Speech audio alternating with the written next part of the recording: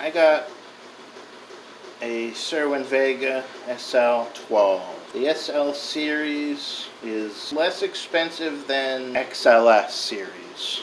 It had a horn style tweeter up top. They look like loudspeakers. They're a little bit different. Cerwin-Vega has been a company that I've always been fascinated with. I'm no stranger to Cerwin-Vegas. When I was a kid, my parents had a pair, and I would say this was the pair right here. 3-way with the 12. Back then, I think late 70s, early 80s. They weren't black. They were like a brown, like a teak. They also had a, removable grill, just like this.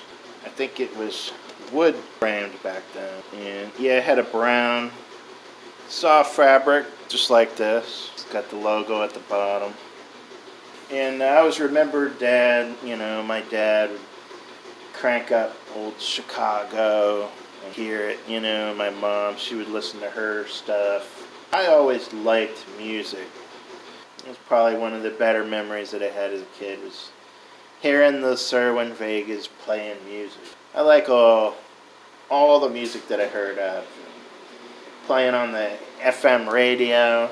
If you know what FM radio is, I don't think anybody listens to it anymore, but you'd hear the local radio on them and just everything that would come out of it. It was really awesome to me back then because they were so big. Being such a little kid, you'd look at this 12-inch woofer and you'd be like, wow, man, these speakers are big. They were bigger than life. I finally got a pair. I got one of them in. The other one's still at the FedEx facilities. They haven't delivered it yet. Yeah, I went over to Cerwinvega.com. I checked Amazon's price. It was the same. Amazon also sells them. I decided I'm just going to order them direct from Cerwinvega.com. And it got here undamaged. First pair of speakers when I was a teenager was a Pioneer 2-way with a 10. It was great. It didn't produce bass, okay? It was a mid to low range 10. It wasn't designed for bass. It was a 6-ohm. I put them on stands that were about 14 inches tall off the ground. I made them and painted them, and I did a really good job making those speaker stands. I was really proud of them. And they would sit on those stands, and they were great. Not much longer after I moved out, I ended up acquiring my brother's old Pioneer 3-ways. It was a 3-way Pioneer floor standing speaker with the 12. Those were awesome. They had a big port at the bottom. They made some real bass. So those 2-way 10-inch Pioneers moved to the back because at that time, I was getting into surround sound. I had a 5.1 channel receiver. It wasn't a lot of money. I didn't really put a lot into it. But it was cool because my friends would come over, we'd play video games on it, and it was awesome. Those Pioneers were old. I think the tweeter was blown on one of them. The mid-range was blown on the other side. They were just old. It wasn't a big deal to me because I didn't have a lot of money into them. It was time to move on. I bought those Polk T50s like I had in my other video. I was not foolish enough to have high expectations for those Polks. I knew that they would not put out the bass like these do. I wasn't looking for them at that time. The reason why I bought them was because they were so inexpensive, $100 a piece. And I loved the fact that it had a 6.5 mid-range.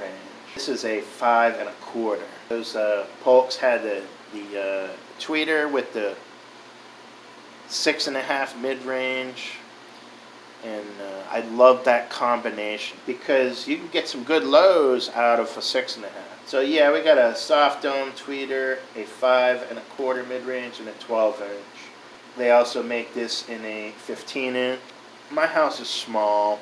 I did not feel the need for the 15-inch. I went with the 12. And, after having those Pioneers with the 12s, I knew 12s are like plenty in here, man. They'll blow you out of the room. That's the thing that's kind of interesting about speakers, too. They make different models. So you got the bookshelf. Well, they have the center channel. They have a center channel with 2 speakers and a tweeter. They got a bigger center channel with 4 speakers and a tweeter. And then they also make the bookshelf speaker, which I believe has a 6.5 and a tweeter. Stepping up, they got the floor standing speaker that has 2-way, an 8 and a tweeter. And then they make one that has 2 8s and a tweeter. Dual 8, 3-way. I've seen the reviews on those, and those look pretty nice. The dual 8, 3-way, the dual 8 with the tweeter, has a small footprint, This cabinet here is actually quite big. If you're buying the one with the 15, you really need to have a bigger house. And I would say 85% of the videos on YouTube are all the XLS dual 15s. Every single one of them was those big monster dual 15. It's funny because these people are setting these up in really small rooms, like bedrooms. It's like parking a Mack truck in your driveway. You're going to drive a Mack truck. It's too much. The dual 15s, that's something you would use if you were going to do like an outdoor block party. To have those in a house, it's just way too much energy in a small room. Plus, you really need big power to drive those things. You can drive the bookshelf speakers with just about anything. Even an old vintage receiver, you can run the bookshelf model. You're going to need a little bit more power. You don't want to just drive these with generic receiver. You want a good power amp. You don't have to have the most powerful amp in the world, but these can take a lot of power. So when you step up into the models, the 3-ways with the 15s, you really need power to be able to drive them. Otherwise, you're not getting nothing out of them, because you're going to turn them up. See, there's these people that don't know any better. They get these Cerwin-Vegas with the dual 15s, and they plugging them into their old receiver, and they're turning them up, and they're distorting. So they're like, oh, these speakers must be junk, they're distorting. Well, it's not the speakers distorting, it's the amp. You don't have enough power to drive these things. You ain't never going to blow these. And when you're only living in a 13 by 17 foot room, you don't need the dual 15s by any means. Believe me, these 3-ways with the 12s, these are beasts in a room this size. If your living room is only 14 by 17, these right here, this is all you need. These are going to be killer sound. I'm talking big bass. You don't need no more than the 12s. I'm not going to beat you up if you get the 15. Matter of fact, stepping down a notch from these, I was very interested in the dual 8s. They make the dual 8s tweeter mid-range with 2 8s. Like I said, it is a smaller footprint. You can take off a few inches. And I think they might be a little bit taller. In a small room, those dual 8s would have been awesome, man. These are like my dream speakers right here, and I finally got them. Now this is the SL series. This speaker right here, the SL12, is going to run you just under $400 a piece. I believe the SL15 was going to run you just over $500. Seems like a lot of money, but you buy a pair of these, you got them for life. 20 years before you got to refoam them. You know, if you get 20 years out of a pair of speakers, I wouldn't feel bad. You know, it's time to move on with life, you know? I mean, you can refoam them and keep using them, or it's been 25 years, you know? You got new ones. It's time to, like, move on in the world.